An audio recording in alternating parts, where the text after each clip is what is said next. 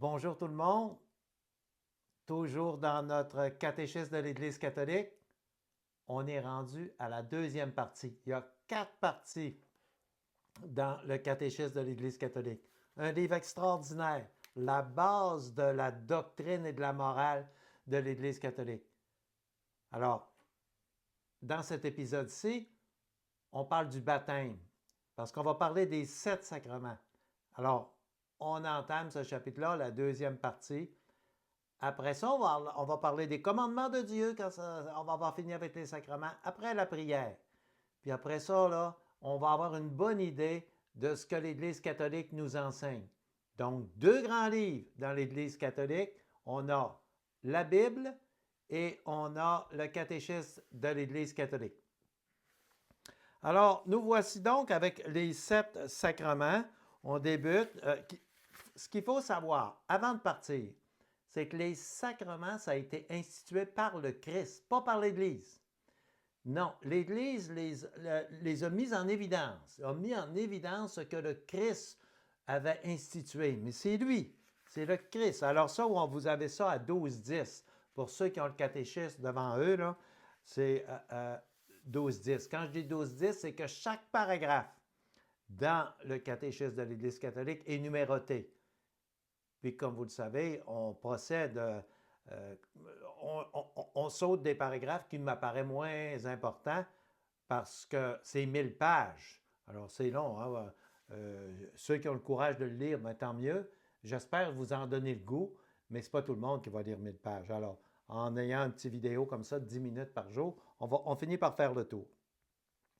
Alors, le baptême, on dit que c'est le fondement, ça commence comme ça, c'est le fondement de la vie chrétienne. Qu'on soit bébé, qu'on soit adulte, quand on devient catholique, ça commence par un baptême. Hein? Ça ouvre l'accès aux autres sacrements. On ne peut pas recevoir les autres sacrements si on n'a pas reçu le baptême. Alors, il est préalable celui-là. Ça signifie quoi, baptiser? Ça signifie plonger. Alors, l'eau, on est plongé dans la mort du Christ, puis on ressort de là par la résurrection. C'est ce symbole-là qu'on vit lors de notre baptême. Et le Saint-Esprit nous accompagne. C'est vraiment ça. Vous savez, il y a beaucoup de choses invisibles qui ont un sens extraordinaire. Nous, on est habitués aux visibles. Il y en a des gens, ce qu'ils ne voient pas, ils ne croient pas. On sait qu'on va mourir, alors pour eux, c'est fini. Il y a beaucoup de choses qu'on ne voit pas. Moi, je leur dis dans ce temps-là, comme ça, tu ne crois pas à l'amour. Parce que l'amour, on ne le voit pas. Personne n'a vu l'amour. Mais tout le monde reconnaît que c'est ce qu'il y a de plus important. Donc, on ne peut pas, il y a des choses invisibles qui sont très importantes. D'ailleurs, toutes les choses visibles procèdent de choses invisibles. C'est Dieu qui les a créées. Alors, le baptême, c'est un don de Dieu, c'est un cadeau qu'on reçoit de Dieu, parce qu'on ne baptisera pas des chiens, on ne baptisera pas des fleurs. C'est l'être humain, c'est un cadeau extraordinaire qu'on reçoit. Alors, lui-même, Jésus, quand il a commencé sa vie publique, il a insisté pour se faire baptiser. C'est un nouveau départ. Là, vois-tu, il avait vécu 30 ans, mais là, il dit là, c'est un nouveau départ. Le monde va changer. Je me fais baptiser pour commencer. Alors, Saint Pierre lui-même, quand il a commencé ses prédications, il disait partout, convertissez-vous, que chacun de vous se fasse baptiser. Vous recevrez alors le don de l'Esprit Saint.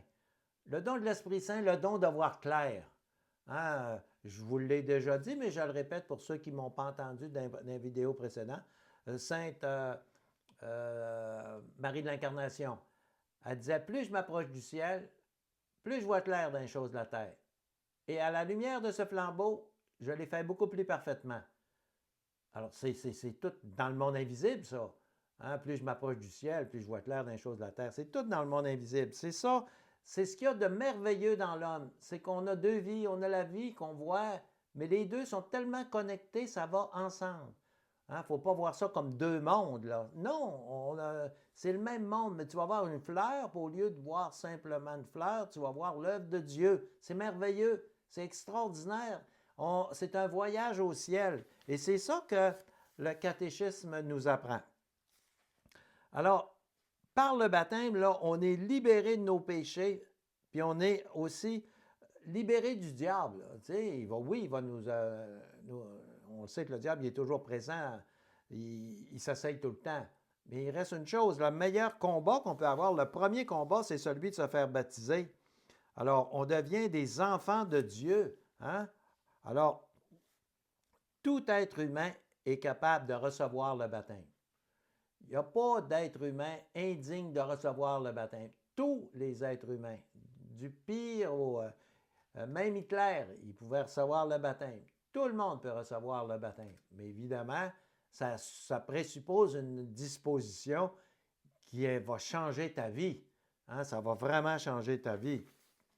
Hitler, il aurait dû y penser 2 fois. Alors, le baptême, c'est le sacrement de la foi. C'est ça. Alors, par le baptême, là, la foi là, est plus facile. Tu vas adhérer à la foi. Si tu n'as pas reçu le baptême puis tu as la foi, tu n'as pas vraiment la foi parce que tu vas vouloir le recevoir tout de suite. Parce que tu vas dire, moi, j'ai besoin de ça. J'en ai vraiment besoin. Alors, on nous dit, qui peut baptiser maintenant? Est-ce que c'est seulement le prêtre? Non. Tout le monde peut baptiser. Même une personne qui n'est pas baptisée peut baptiser. Oui, alors ça, c'est 1256. Pour ceux qui ont le catéchisme, là, on nous confirme qu'une personne, même non baptisée, elle peut baptiser. Alors, vous connaissez quelqu'un qui ne l'est pas baptisé, vous avez le pouvoir, le droit. Habituellement, ça se fait par un prêtre, mais en cas d'urgence ou encore dans une circonstance spéciale, vous avez le droit de baptiser. Alors, on nous dit, là, ils nous disent que pour entrer au ciel, là, ils disent, le baptême est nécessaire pour le salut.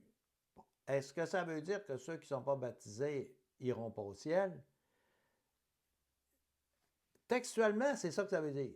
Sauf que il y a plein de nuances qui vont faire en sorte que ça devient plus vrai. Je vais vous en donner quelques-unes. Il y a le baptême de désir. La personne qui désirerait, est prête à mourir, puis elle désirerait se faire baptiser, mais elle ne peut pas. C'est comme si elle était baptisée. Il y a le baptême de sang. Le baptême de sang, là, ceux qui sont morts pour le Christ là, sont baptisés. Alors, ça porte les mêmes fruits, ça porte les fruits du baptême, sans être un sacrement comme tel, mais oui. Donc, dans le fond, toute personne qui est bien disposée, puis qui pourrait désirer le baptême aussi, mais qui ne sait même pas que ça existe, bien, c'est comme si elle était baptisée. C'est ce que ça dit, ça, c'est 1258. Donc, il faut prendre ça avec un grain de sel, là. Le baptême est nécessaire, mais celui qui ne l'a pas reçu et qui il renoncerait, là, puis qu'il le sait, ben, bonne chance. Tout homme qui ignore l'Évangile, qui cherche la vérité, qui fait la volonté de Dieu, peut être sauvé. Ça, c'est 1260. Donc, Dieu, c'est la bonté même. Alors, il ne sauvera pas quelqu'un il ne donnera pas quelqu'un qui a des bonnes intentions puis qui est bon. Ça, c'est évident. Le baptême ne purifie pas seulement de nos péchés, mais il fait de nous une création nouvelle. On devient une création nouvelle. Alors, c'est la Sainte Trinité qui donne aux baptisés la capacité de croire en Dieu et de pouvoir vivre et agir selon la volonté de Dieu. Alors, on nous dit que le baptisé n'appartient plus à lui-même. Il est mort et ressuscité dans le Christ. Le baptisé, il jouit de droit au sein de l'Église. C'est grand le baptême. C'est un très grand sacrement. Ce n'est pas juste une fête. Là. Tu sais, on fait une fête, oui, comme on en fait une au mariage, comme on en fait une à la célébration de plusieurs sacrements. Mais c'est grand. Il faut reconnaître la grandeur de ça. Dieu y participe d'une façon intense. Aussi, on nous dit que le baptême, ça ne peut pas être réitéré. Tu ne peux pas être baptisé 2 fois. Si tu as été baptisé, là, tu ne peux pas dire, ben là, j'organise une cérémonie puis je vais être baptisé à nouveau. Non. Tu ne peux pas être baptisé plus d'une fois. Alors, c'est ce que j'avais à vous dire c'est-à-dire à vous dire, c'est le catéchisme qui vous dit ça. Et vous en dites un petit peu plus, parce que moi, je résume. Hein? Je fais le tour, puis j'essaie de résumer, d'aller à l'essentiel. Mais c'est intéressant de lire ça si vous avez le temps. Hein? Là, on va être rendu à 12,85. Mais si vous avez le temps, puis vous avez le désir de lire ça, C'est tellement un beau livre, c'est tellement bien écrit. Moi, je vous le dis dans mes mots, là. Mais les formules d'écriture, c'est beau ça. Alors, je vous encourage à le lire. Demain, on revient avec la confirmation. Ah, qu'est-ce que c'est la confirmation? On en parle lors de notre rencontre demain. Alors, vous le savez, c'est à peu près 10 minutes par jour. Puis avec tout ça, on va finir par faire le tour, puis on va avoir compris l'essentiel du catéchisme de l'Église catholique, c'est-à-dire de la doctrine et de la morale de l'Église catholique. Alors, je vous donne rendez-vous demain. Je vous souhaite une bonne journée. Bonjour tout le monde.